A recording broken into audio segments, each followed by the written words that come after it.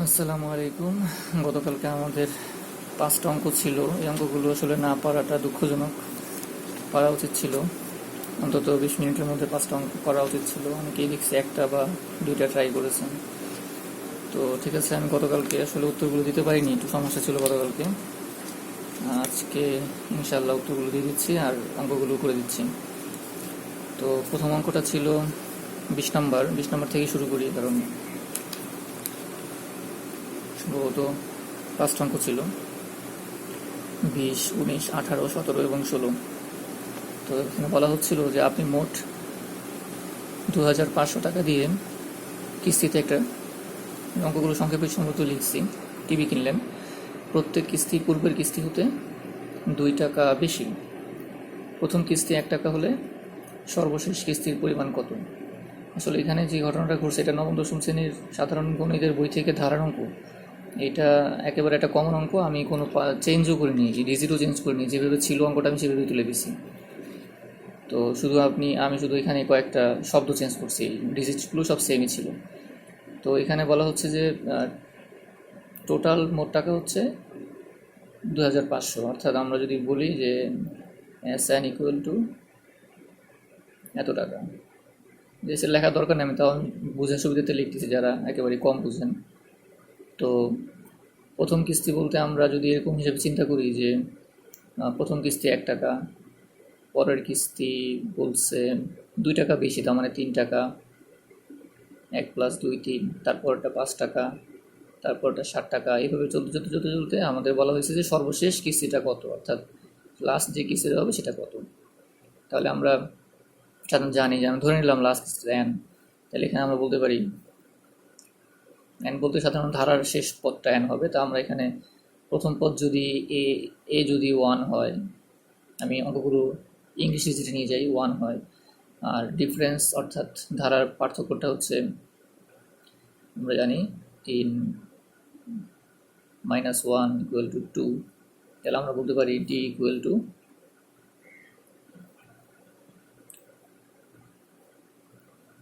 D equal to 2। তাহলে এখন যদি আমরা এটাকে সাজাই ধারার নিয়ম অনুযায়ী, তাহলে কি কি দেখি যে n/2 into 2a plus n-1 into D equal to 2500। অর্থাৎ আমরা জানি যে কোনো স্বাভাবিক ধারার সাধারণ সমষ্টি সূত্র এটা, অর্থাৎ n/2 into 2a plus n-1 into এই টোটাল টাকাটা হচ্ছে টোটাল সমষ্টির পরিমাণের সমান। তাহলে আমরা এখান থেকে যদি মানগুলো বসাই, আমাদের সর্বশেষ যে পদ, দুঃখিত n হবে না, অর্থাৎ সর্বশেষ পদটা আগে বের করতে হবে। অর্থাৎ আমাদের ধারার এই সর্বশেষ কিস্তির পরিমাণটা বের করতে গেলে আগে আমাদেরকে n এর মানটা বের করতে হবে। তাহলে আমরা মানগুলো বসাই। এ ছিল আমাদের 1 আর ডি ছিল 2। তাহলে এখান থেকে যদি বের করে আনি,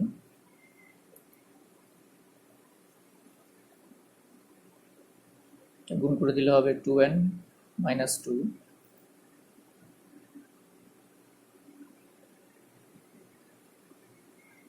এখান থেকে +2 - 2 কাটা যাবে, ইন্টু থাকবে হচ্ছে 2n। এই 2 কাটা গেলে থাকে n²। তাহলে n ইকুয়াল টু আমরা যদি রুট ওভার করে দিই তাহলে হবে +-50। তাহলে আমরা পাইলাম n ইকুয়াল টু 50, কারণ এখানে মাইনাস মানটা হবে না। তাহলে n এর মানটা পাওয়া গেছে। তা আমাদেরকে n এর মান চাওয়া হয়নি, অর্থাৎ আমাদেরকে এখানে সর্বশেষ পদটা হয়তো চাওয়া হয়নি, আমাদের চাওয়া হয়েছে সর্বশেষ কিস্তিটা কত, অর্থাৎ সর্বশেষ আপনি কত টাকা কিস্তি দিবেন। তাহলে আমরা জানি যে ধারার শেষ পদ, অর্থাৎ এখানে যে পদটা হবে সেই পদটা সূত্র কি, অর্থাৎ কোনো ধারার সর্বশেষ পদ কীভাবে বের করতে হয়, ধারার সর্বশেষ পদ হচ্ছে a plus n-1 into D, অর্থাৎ এততম পদটা হবে এত, অর্থাৎ সর্বশেষ পদটা এত। তাহলে আমরা এখানে মানটা বসাই। n এর মান আমাদের বের হয়ে আসছে 50 - 1, ডি এর মান ছিল আমাদের 2, 1 প্লাস 49 ইন্টু 2, 1 প্লাস 98, 99। তাহলে আমাদের এইখানে যে পদটা হবে, অর্থাৎ সর্বশেষ যে আমাদের কিস্তিটা হবে সেটা হবে 99। আর এক্ষেত্রে এত কিছু করার দরকার নাই। যারা অঙ্ক প্রতিনিয়ত করেন তারা জানেন যে সাধারণত এটা একটা আমরা যদি এইভাবে সাজাই, এই অঙ্কটা করার দরকার নেই। 1, 3, 5, 7 এভাবে সাজাতে সাজাতে সর্বশেষে যে পদটা হয় সাধারণত এখানে কী চা হয়েছে, এখানে চা হয়েছে বিজোড় সংখ্যার ধারা। খেয়াল করে দেখেন 1, 3, 5, 7 এভাবে সাধারণত বিজোড় সংখ্যার ধারাটা চাও আমরা এমনি বানা দিতে পারি, কারণ প্রশ্ন অনুযায়ী আমরা এভাবে ধারাটা হয়, প্রথম পদে 1, তারপর পদ 2 বেশি 3, তাহলে এইভাবে একটা বিজোড় সংখ্যার ধারা হয়। তো এটা বিজোড় সংখ্যার ধারা সাধারণত এইভাবে হলে লাস্ট পদটা এখানে সর্বশেষ যে পদটা হবে ওইটা অটোমেটিক্যালি 99ই হয়। এটা এটা কিন্তু অনেকে অঙ্ক করতে তো যারা প্র্যাকটিস করেন বা অঙ্ক বাসায় করেন তারা এমনি জানবেন যে সর্বশেষ এরকম বিজোড় ধারার পরটা 99 হবে। এখানে 97 তো হবে না, কারণ 97 হলে তো আরও একটা বাকি থাকে। 99 তো বিজোড় সংখ্যা, 100 তো হবে না কারণ জোড় সংখ্যা। যেহেতু এখানে বিজোড় সংখ্যা দিয়ে শুরু হয়েছে এবং ধারাগুলো প্রত্যেকটা বিজোড় সংখ্যা, খেয়াল করে দেখেন, তো সর্বশেষ পদ অটোমেটিক্যালি 99 হবে। আর 100-র বেশি যাওয়ার সম্ভাবনাই নাই, কারণ এখানে বিজোড় সংখ্যা ধারা এইভাবে যদি আমরা যেতে থাকি 1, 2 করে বেশি, তাহলে অটোমেটিক্যালি 99 পর্যন্তই ধারাটা এমনি সাজানো হয়। তাহলে এইভাবে এই ধারার চেহারা দেখেও বোঝা যায় যে এখানে লাস্টে কী হতে পারে। তারপরেও যদি কেউ মনে করেন যে না অঙ্কটা করে দেখবো, কারণ অঙ্ক করাই উচিত, এভাবে শর্টকাট না আনসার করাই ভালো, তো সেক্ষেত্রে এই যে দেখেন এইভাবে করে তো আমরা আনতে পারি। এন এর মানটা বের করে আমরা এন, তারপরে আমরা ধারার আমরা এটা এই সূত্রটা জানি যে দুটো সূত্র এখানে কাজে লাগবে। একটা হচ্ছে এটা, অর্থাৎ কততম পদ এত, আমরা জানি যে a+n-1 × d, এততম পদটা এত হয়, এইভাবে আমরা বের করে আনতে পারি। এটা সমষ্টি সূত্রটা কেন কাজে লাগালাম, কারণ সমষ্টি টোটাল আমার টাকা দেওয়া আছে, তো টোটাল একটা ধারার সমষ্টি এখান থেকে 1 থেকে শুরু করে 99 পর্যন্ত টোটাল ধারার সমষ্টিতেই আমাদের নেয় 2500 টাকা। তো সেই ক্ষেত্রে আমরা এইভাবেও আইনে অঙ্কটা করে ফেলতে পারি। তো এরপরে যাই আমরা 19 নম্বর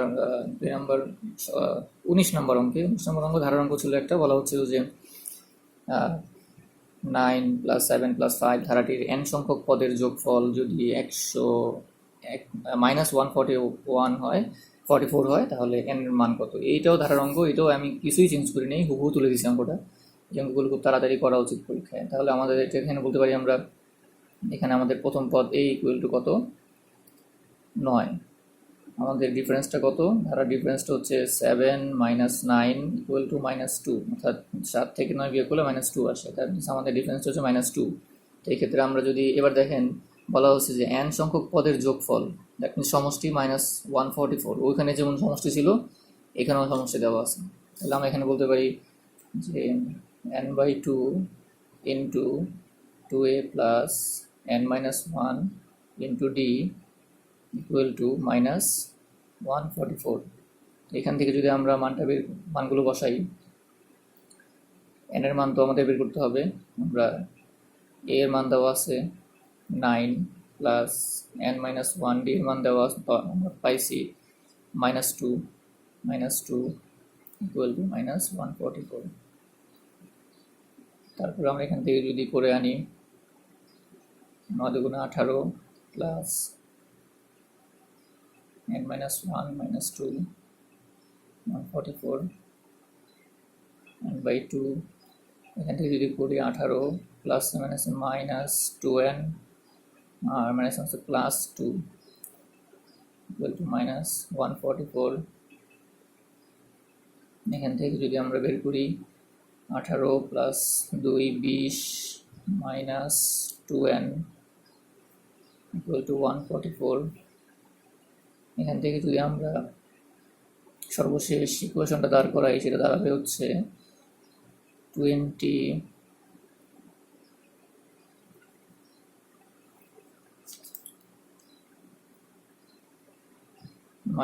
2n।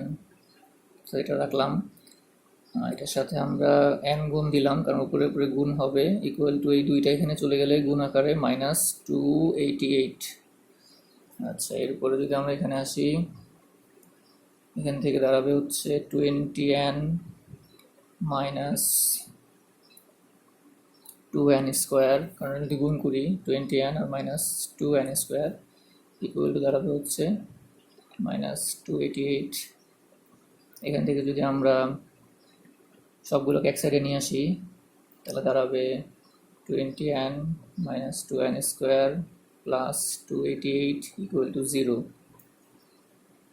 তাহলে এখান থেকে আমরা যদি সাজাই এটাকে 2n² + 20n plus 288 equal to 0।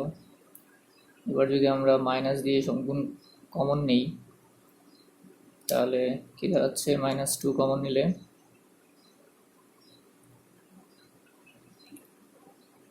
n square minus 10n minus 144 equal to 0।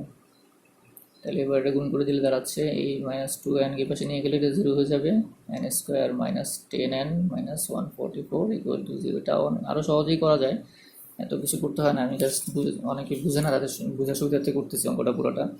অনেক সহজ শর্টকাটেও করা যায়, এগুলো এত বিস্তারিত লিখতে হয় না, রিটেনে লিখতে হবে, কিন্তু পিলিতে এগুলো শর্টকাটে করতে হবে। তাহলে এখান থেকে আমরা যদি দাঁড়াই তাহলে এটা মিডল করলে পাবো হচ্ছে n square minus 18n plus 8n minus 144 equal to 0। অর্থাৎ আমরা এই 18 আর 8কে গুণ করলে 144 হয়, আর প্লাস মাইনাসে মাইনাস থাকে, আর এখানে যোগ বিয়োগ করলে -10 বানাতে হবে আর কি, মিডল টার্ম করে। n কমন নিলে দাঁড়াবে n মাইনাস 18 প্লাস এখানে 8 কমন নিলে দাঁড়াবে n মাইনাস 18 ইকুয়াল টু 0। তাহলে আমরা এখন জানি n minus 18 n plus 8 equal to 0। তাহলে n ইকুয়াল টু 18। এখান থেকে n এর মানটা বের করলে n ইকুয়াল টু -8 হবে। তো -8 আনসারটা নেগেটিভ হবে না, তাহলে এইটাই আনসার, অর্থাৎ 18। দ্যাট মিনস n এর মান হচ্ছে 18। আমরা পরের অঙ্কে চলে যাব। এখানে বলা হচ্ছে 1/16 আর 17, এটা ছিল 18 নম্বর অঙ্ক। তো বলা হচ্ছে n/16 এত এর x ভিত্তিক লগের মান -2 হলে x এর মান কত।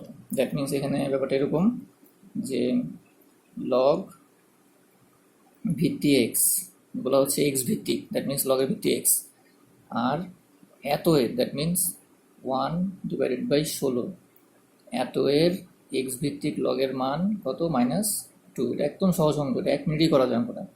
তাহলে এক্ষেত্রে আমরা কি জানি যে ভিত্তি আর মানের সাথে সম্পর্ক, আগের একটা অঙ্ক আমরা এরকম করছিলাম, ইনভার্সটা এখানে হয়ে যায় 1/16। তাহলে এখানে আমরা বলতে পারি 4 স্কোয়ার, এখানে বলা যায় 4 ইনভার্স 2, অর্থাৎ এই 4×4=16কে আমরা এইভাবে ইনভার্স 2 আকারে লিখতে পারি। তাহলে এখন উপরে ইনভার্স 2 কাটা গেলে x ইকুয়াল টু 4, অতএব x ইকুয়াল টু +4। অর্থাৎ এখানে আমরা জানি যে লগের যে ভিত্তি, এই ভিত্তির মান কখনো নেগেটিভ হয় না, অর্থাৎ এমনিও নেগেটিভ হয় না এখানে, কিন্তু যদি নেগেটিভ হইতো তাও ওইটা প্লাসই হইতো। দ্যাট মিনস আনসার হবে +4। আনসার উত্তরে সম্ভবত প্লাস মাইনাস এরকম করে ছিল, +4। আমরা চলে যাব পরের অঙ্কে। এটা ছিল 17 নম্বর অঙ্ক। 17 নম্বর অঙ্কে আমরা যদি সাজাই, বলছে 5 to the power n plus 2। তাহলে 5 to the power n plus 2, তারপর বলা হচ্ছে প্লাস 35 ইন্টু 5 টু দি পাওয়ার, দুঃখিত এটা প্রশ্নে এরকম ছিল না, প্রশ্নের ব্রেকেটটা ছিল না। তাহলে 5 to the power n minus 1, তাহলে 5 to the power n minus 1, এটাকে ভাগ করতে বলছে, ভাগ হবে 4 into 5 to the power n। এই হচ্ছে মূলত অঙ্ক, অর্থাৎ এটাকে এখান থেকে এইভাবে সাজিয়ে আনতে হবে, অথবা এটা অনেকে এই অঙ্কটা কমন, অনেকে পরীক্ষায় আসছে বিভিন্ন সময়। তাহলে আমরা যদি এটাকে ভাঙি, যে 5 to the power n into 5 square, অর্থাৎ এখানে এরকম যোগ থাকলে এটা গুণ আকারে বসে যায়, plus 35 into 5 to the power n into 5 inverse 1 divided by নিচে 5 into 4 to the power n, 4 into 5 to the power n। এখন যদি আমরা উপরে এভাবে নিই, 5 to the power n into, যদি গুণ করে দিই তাহলে 5 5 25 হবে, প্লাস 35। এখন দেখেন 5 ইনভার্স 1কে আমরা এইভাবে লিখতে পারি 1/5 into 5 to the power n, আর নিচে আমাদের কি থাকলো 4 into 5 to the power n। পাশে আসি, এখন এখান থেকে দেখেন উপরে আমাদের আছে 5 টু দি পাওয়ার n, এখানেও 5 টু দি পাওয়ার n। তাহলে আমরা যদি 5 to the power n common নেই,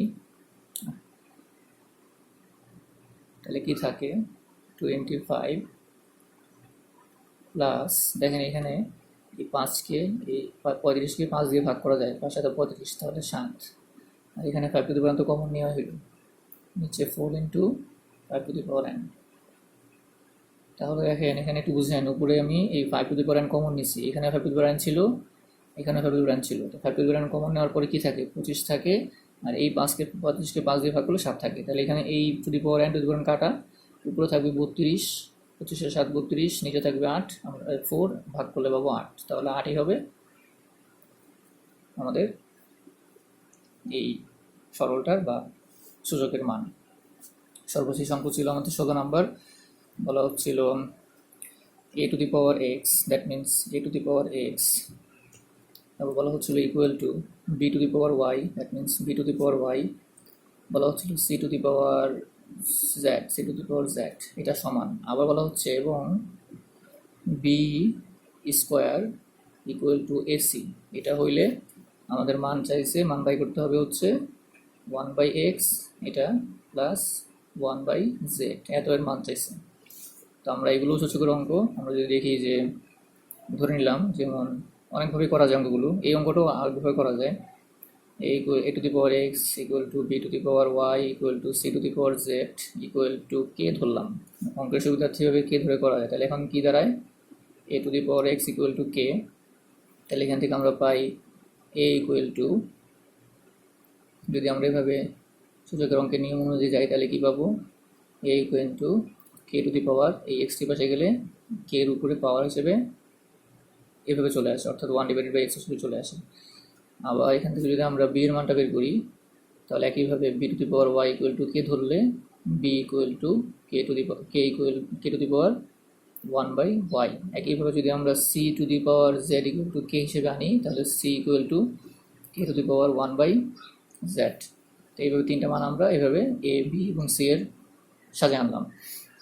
আরেকটা মান দেওয়া ছিল আমার b square equal to ac, এটা আমরা কাজে লাগাবো। এখন দেখেন আমরা যে কোনো একটা মান ধরে অঙ্কটা সামনে আগাই, b equal to k to the power y টি ধরি, আমরা যে কোনো একটা ধরলেই অঙ্কটা হবে, এটা নিয়ে আমরা কাজ করব। তাহলে b এর সাধারণত আমরা যদি মান বসাতে চাই, দেখেন b স্কোয়ার ছিল, তাহলে আমি যদি এটাকে স্কোয়ার করে দিই উভয় পক্ষকে, অর্থাৎ উভয় পক্ষকে বর্গ স্কোয়ার করে দিলাম, তাহলে এখানে দেখেন এবার b স্কোয়ারের মানটা আমি পাইতেছি ac।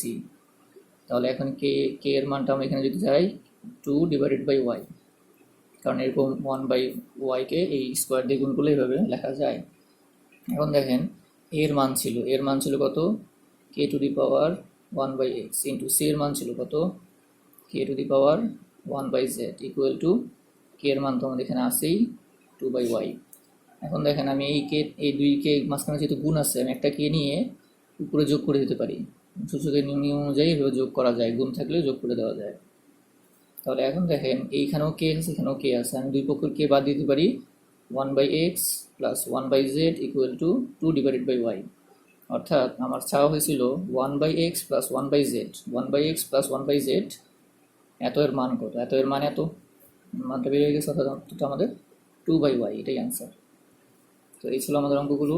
দেখেন আমি আমার এখানেই তো আমার আপনাদেরকে বুঝায় এত বিস্তারিত করেও আমি দেখতেছি আমার প্রায় 19 মিনিটের মধ্যেই আমার অঙ্কগুলো শেষ হয়ে গেছে। তাহলে আপনারা পরীক্ষা হলে এত কিছু তো অনেক সময় কমায় লেখা যায়, অনেক কিছু বাদ দিয়ে লেখা যায়, সেক্ষেত্রে আপনারা কেন 20 মিনিটের মধ্যে অঙ্কগুলো পারলেন না? কারণ 20 মিনিটে আপনাদের অঙ্ক বাংলা আর ইংরেজি আনসারটা করতে পারতেন, কারণ এখানে মাত্র 20টা প্রশ্ন ছিল সম্ভবত।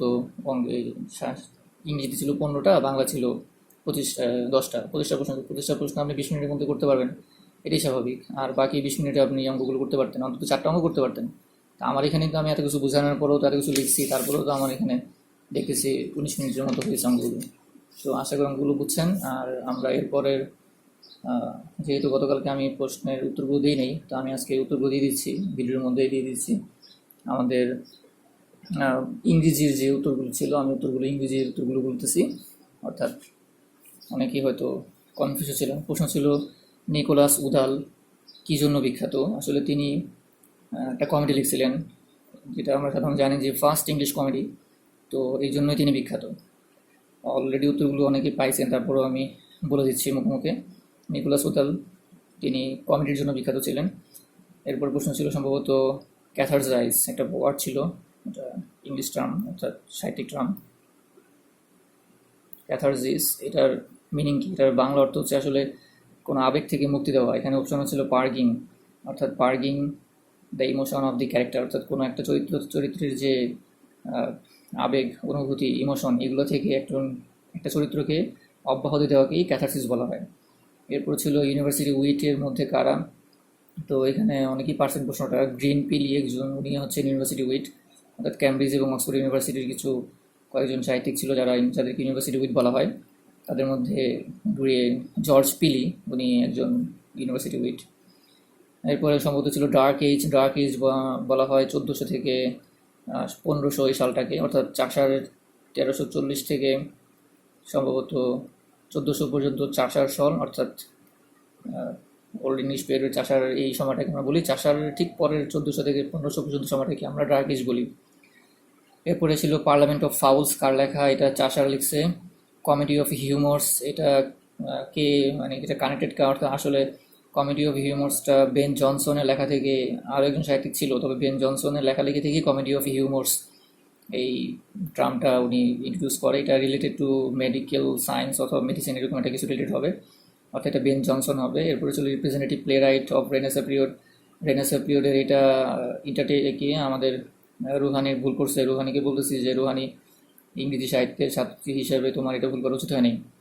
রিপ্রেজেন্টেটিভ প্লে রাইট রেনেসা পিরিয়ডের কেমন শেক্সপিয়ার হয় রুহানি, ক্রিস্টোফার মার্লো হবে। হ্যাঁ, এরপরে ছিল ব্যালিন, এই চরিত্রটা অনেক পরীক্ষা আসছে বিভিন্ন ক্ষেত্রে, যে চরিত্রটা কোন গ্রন্থের বা কার কার সৃষ্টি। সাধারণত এটা আমরা জানি যে the rape of the mock heroic poem, এটা আমরা আলেকজান্ডার পোপের একটা গ্রন্থ, the rape of the lock.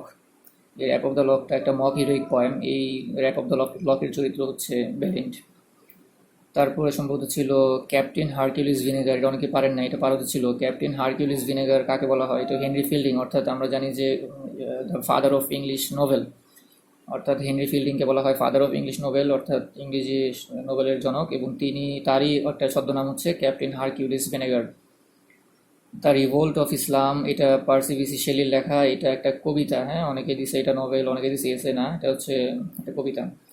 এরপরে দ্য ভ্যাম্পায়ার কে লিখছে বলা হচ্ছিল? ভ্যাম্পায়ার নোবেলটা লিখছে জন উইলিয়াম পলিডোরি, এটা অনেকে যা পারার কথা, অনেকে ভুল করছেন।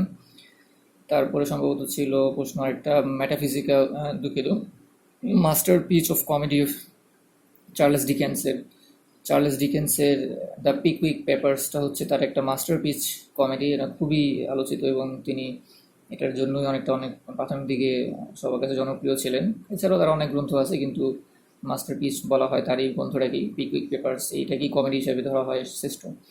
এরপর সম্ভবত ছিল পয়েন্ট অফ সেন্সুয়াসনেস কাকে বলা হয়? এটা অনেকেই পারছেন, জন কিটসকে বলা হয়, এটা পারবেন। শেক্সপিয়ারের মার্চেন্ট অফ ভ্যানিস থেকে একটা খুব প্রশ্ন ছিল যে এখানে লোন ডিফল্টার কে ছিল, অর্থাৎ ঋণগ্রস্ত কে ছিল? সেই লোক হবে। এটা অনেকেই গল্পটা জেনে নিয়ে একটু, অর্থাৎ মার্চেন্ট অফ ভ্যানিসটা শেক্সপিয়ারের ট্র্যাজি কমেডি, অর্থাৎ কমেডিও আছে এখানে, আবার ট্র্যাজেডিও আছে এখানে। সেই লোক সাধারণত লোন ডিফল্টার হয়েছিল।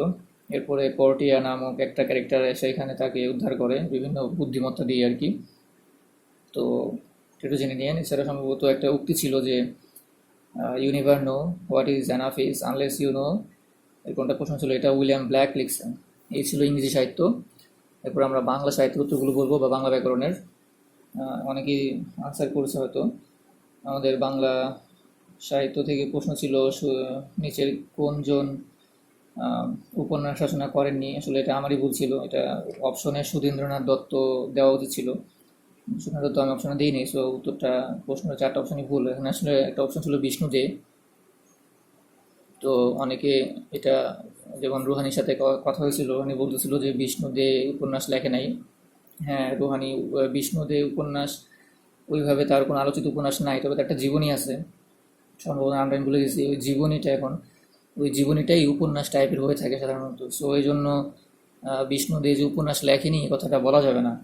তো বিষ্ণু দে উপন্যাস লিখেছে এবং তিনি পঞ্চ পাণ্ডবের একজন ছিল। প্রায় প্রশ্নটা আসে যে পঞ্চ পাণ্ডবদের মধ্যে কেউ উপন্যাস লেখেনি।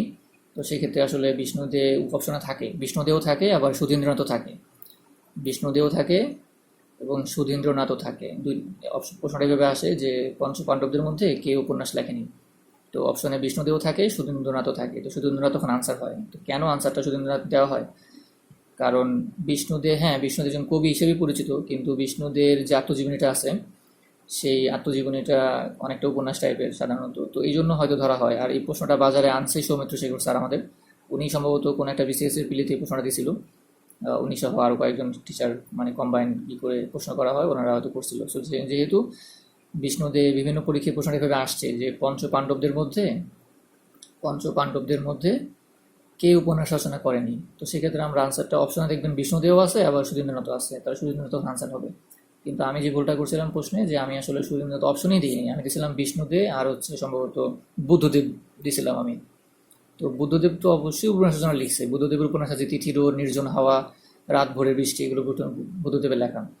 আর বিষ্ণুদের উপন্যাস ওইভাবে বিভিন্ন গাইড বইতে বা বিভিন্ন আমাদের বিসিএস এর টাইপের যে বইগুলো, এগুলোতে সাধারণত বিষ্ণুদের উপন্যাস ওইভাবে নাই। দেখবেন ওর কবিতাই সব লেখা, কবিতা বা অন্য কিছু লেখা, কিন্তু উপন্যাস আকারে। তবে একটা জীবনী আছে তার, আমার ধারণা ওই জীবনীটাই সম্ভবত অনেকটা উপন্যাস টাইপের, এই জন্যই হয়তো প্রশ্নে এই সুধীন্দ্রনাথকে আনা হয়। যাই হোক, আমাদের পরের প্রশ্ন ছিল, তোমার যেখানে স্বাদ চলে যাও, আমি এই বাংলার পারে রয়ে যাব, দেখিব কাঁঠাল পাতা ঝরিতেছে ভোরের বাতাসে।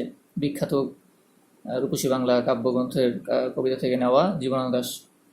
তারপরে ছিল বঙ্কিমচন্দ্রের ত্রয়ী উপন্যাসের মধ্যে কোনটা? এখানে আমরা জানি যে তিনটা উপন্যাস, সীতারাম, তারপরে দেবী চৌধুরানী, আরেকটা হচ্ছে সম্ভবত আনন্দমঠ। আনন্দমঠ, আচ্ছা, এই তিনটা উপন্যাসকে বঙ্কিমচন্দ্রের ত্রয়ী উপন্যাস বলা হয়। তো ত্রয়ী উপন্যাসের মধ্যে সাধারণত অপশন মনে হয় এটা ছিল, এই দুটা ছিল না। তো এটাই আনসার। আর এখানে মনে রাখতে হবে যে সীতারাম কিন্তু বঙ্কিমের সম্ভবত শেষ উপন্যাস, এটাও অনেক সময় পরীক্ষা আসে যে বঙ্কিমের শেষ উপন্যাস সীতারাম। আর আনন্দমঠ কিন্তু বঙ্কিমের রাজনৈতিক উপন্যাস, এটাও মনে রাখতে হবে। এখানে আমাদের কি বলে ফকির আন্দোলন থেকে তারপরে আমাদের ভারতবর্ষের বিভিন্ন আন্দোলনের ইতিহাস উঠে আসছে। এরপরে ছিল বিশের বাসী, অর্থাৎ এটা ছিল নজরুলের প্রথম নিষিদ্ধ কাব্যগ্রন্থ বিশের বাসী, অনেকে ভুল করছে এটা। এরপরে প্রশ্ন ছিল 26 নাম্বার, যে নিচের কোনটি রবীন্দ্রনাথের কৌতুক নাটক? অনেকেই দিছে যে চিরকুমার সভা। না, চিরকুমার সভা আসলে রবীন্দ্রনাথের কৌতুক নাটক না, এটা হচ্ছে অনেকটা প্রহসনমূলক। প্রহসন আর কৌতুকের মধ্যে পার্থক্য আছে। কৌতুক আর প্রহসন অনেক ডিফারেন্স, যারা সাহিত্যের ছাত্রছাত্রী তারা বুঝবেন। প্রহসন এক জিনিস আর কৌতুক আরেক জিনিস। তো চিরকুমারটা আমি বলতে পারি একটা প্রহসনমূলক, বা এটা একটা শিক্ষণীয়, অনেক সময় বলি আমরা এটা সাংকেতিকও বলি অনেক ক্ষেত্রে। তো চিরকুমার সভাটা আসলে কৌতুক না, কৌতুক নাটক হচ্ছে বৈকুণ্ঠের খাতা। হ্যাঁ, আরেকটা নাটক আছে সম্ভবত রবীন্দ্রনাথের, ভুলে গেছে নামটা, ওইটাও কৌতুক নাটক। যাই হোক, এরপরে আসছি আমরা সুক্তিতে মুক্তা মেলে। এই অঙ্কটা এই কারকটা অনেকেই ভুল করছেন। সুক্তিতে মুক্তা মেলে বা মুক্তা পাওয়া। যাই হোক, এখানে আসলে সুক্তি মানে হচ্ছে ঝিনুক, আর মুক্তা ঝিনুকে থাকে, অর্থাৎ মুক্তার জন্য ঝিনুক হচ্ছে বা সুক্তি হচ্ছে আধার। আমরা জানি যে কোনো স্থান কাল আধার এরকম হলে এটা সাধারণত অধিকরণ কারক হয়। এরপরে ছিল প্রবীণ কি শব্দ? রুরু শব্দ, এটা অনেকেই পারছি। করোনা অতি দ্রুত ছড়ায়, খেয়াল করেন, অতি দ্রুত ছড়ায়। এই দ্রুত ছড়ানোটা হচ্ছে ক্রিয়া। এটা তো সহজ ছিল, এই প্রশ্নটা আপনারা পড়েন না। আপনারা আসলে অনেকেই আমি দেখতেছি যে রিটেনের মানে বুঝে বুঝে পড়ার ধারে কাছে কেউ নাই, অনেকেই নাই। যারা পড়তেছেন তারা সবাই পিলির বই পড়তেছেন, মুখস্থবিদ্যা পড়তেছেন, রেফারেন্স দিতেছেন বিভিন্ন পিলির বই বা বিভিন্ন আপনার কি বলে ওই কি আমাদের বাজারের গাইড বই, এগুলো, হ্যাঁ, এগুলো পড়তে হবে, ঠিক আছে, কিন্তু কিছু মৌলিক বিষয় আপনার পড়তে হবে যেগুলো বুঝে। যেমন আমি বলছিলাম যে পদ পড়ার জন্য, তো পদ আপনি কোত্থেকে পড়ছেন বলেন তো? পদ আপনি যদি পদের মধ্যে নাই, পদের মধ্যেই আপনার ক্রিয়া নাই, অর্থাৎ এটা ভাব বিশেষণ থেকে আসে। ভাব বিশেষণ 4 প্রকার, বিশেষণের প্রকারভেদ, ভাব বিশেষণের একটা প্রকারভেদ। এই ভাব বিশেষণ আবার 4 প্রকার: ক্রিয়া বিশেষণ, তারপরে বিশেষণীয় বিশেষণ, অব্যয়ের বিশেষণ, বাক্যের বিশেষণ, এরকম 4 ভাগে ভাগ করা হয় ভাব বিশেষণকে। তাহলে বিশেষণের যে প্রকারভেদ, বিশেষ্য, বিশেষণ, সর্বনাম, অব্যয়, ক্রিয়া, এই তো 5টা পদ। তার মধ্যে বিশেষণের যে প্রকার, অর্থাৎ বিশেষণের মধ্যে দুই রকম বিশেষণ আছে: নাম বিশেষণ, ভাব বিশেষণ।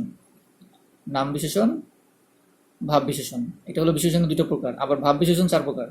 তো 4 প্রকার ভাব বিশেষণের মধ্যে একটা হচ্ছে বিশেষ্যের বিশেষণ, ক্রিয়া বিশেষণ, অব্যয়ের বিশেষণ, বাক্যের বিশেষণ।